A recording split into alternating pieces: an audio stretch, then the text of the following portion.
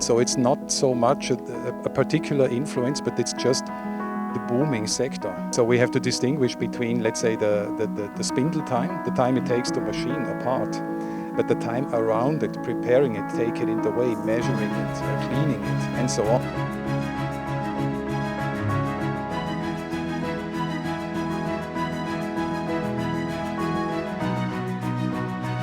Now it's just the sheer demand of energy. So everything that produces energy has a demand these days.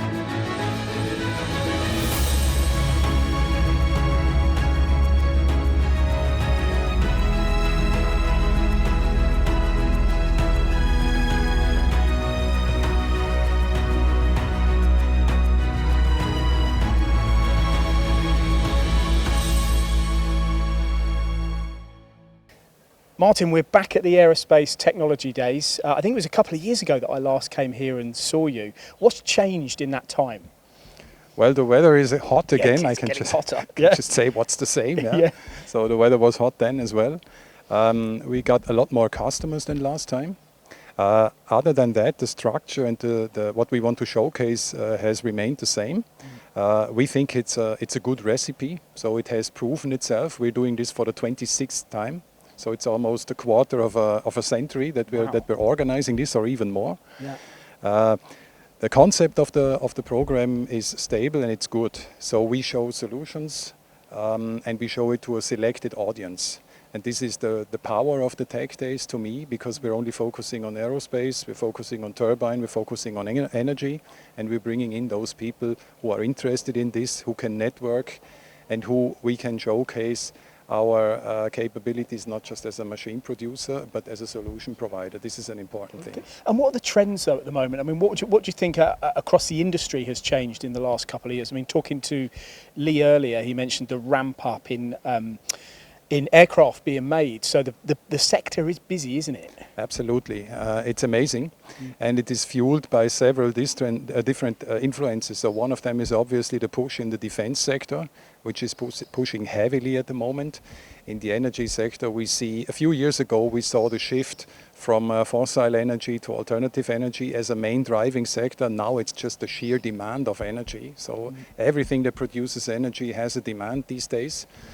Also, we see technological shifts within the aerospace industry, like materials changing over from aluminum to titanium, because the number of airplanes that contain carbon fiber reinforced material becomes bigger, simply because of fuel economies and so on. And these, I would say, are the main drivers at the moment. So it's not so much a particular influence, but it's just the booming sector that is at the moment the biggest difference. And how do you innovate your technology? What do you look at these little pockets and these gaps and go, right, let's make improvements here, let's change this, let's add one of those in? Is that like the strategy, trying to just identify where to go next? Yeah, we have two aspects to that question. First of all, we need to defend what we have, because obviously everybody knows aerospace is in big demand, energy is in big demand, so all the competitors start pushing in.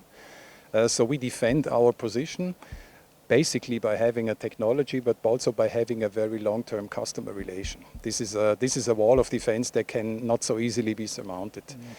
And then, so the expansion of the business we do by, I think, automation is a very important part of the further development of this industry. That for sure, yeah. And things that were previously not automated, like an MRO shop that does an MRO for a jet engine. It was a let's say a process by process kind of setup, and now we have solutions where you can integrate all this using the same pallet, not having the necessity to remove and things like this. Yeah, I've seen that in a big way here. I've seen, the ways to just slightly reduce those cycle times, maybe take the operator intervention out of it, improve the throughput. All those little things, those little extra wins make for a better business, don't they? And I guess that's really where you have to focus. Absolutely. So we have to distinguish between, let's say, the spindle time, the time it takes to machine a part, but the time around it, preparing it, take it in the way, measuring it, cleaning it, and so on. Yeah. This becomes more and more important. So that's why our focus more than ever shifts away from the pure machine to the overall, let's say, ecosystem. After today, you put on a rather special evening, don't you, tonight? So for our viewers that maybe would be interested to come to your events in future, what is happening tonight? What, you know, because it's impressive. Yes, it is. It's cool stuff. It's really cool stuff because it's also centered around aerospace. So people here not only work in this industry, but they also have a kind of a passion.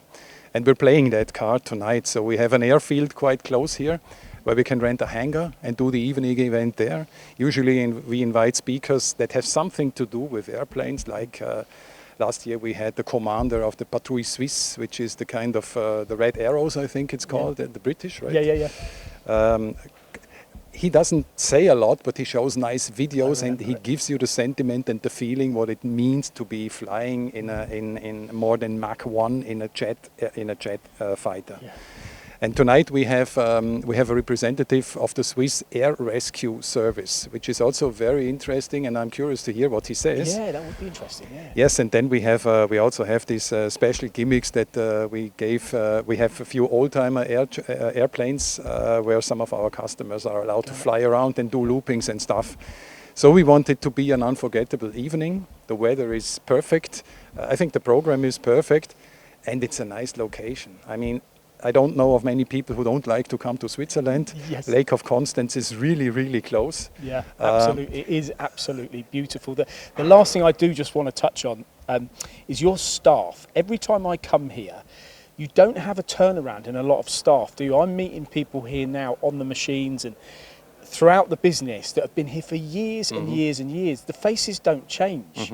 That's quite a strength as well, isn't it, for you? It's the basis of everything, to be honest, because if you don't have this, if you don't have the experience in the company, and I'm talking about specialist experience like technologists, because these are at the end of the day, these are the persons that convince the customer. So the salesman goes there and gets the order. But we don't sell our products like somebody sells ice cream. We sell by technology, we sell by know-how. And if we cannot draw from these long-standing customers with their incredible know-how, we could not sustain our business model. And I think they like it. They like to be in this kind of industry, and they have the passion for flying. Probably that's also part of it. You see a lot of offices here with airplane photos on the wall, and nobody tells them to do that. But it's just the way. It's the kind of people we attract. If you go to downtown Zurich, wages are higher, it's more shiny and more posh, but that's not the kind of people who like to work here. Well, they clearly love it, and well done on another fabulous event, and thanks for inviting us. Thank you. Yeah, thank you very much for being here.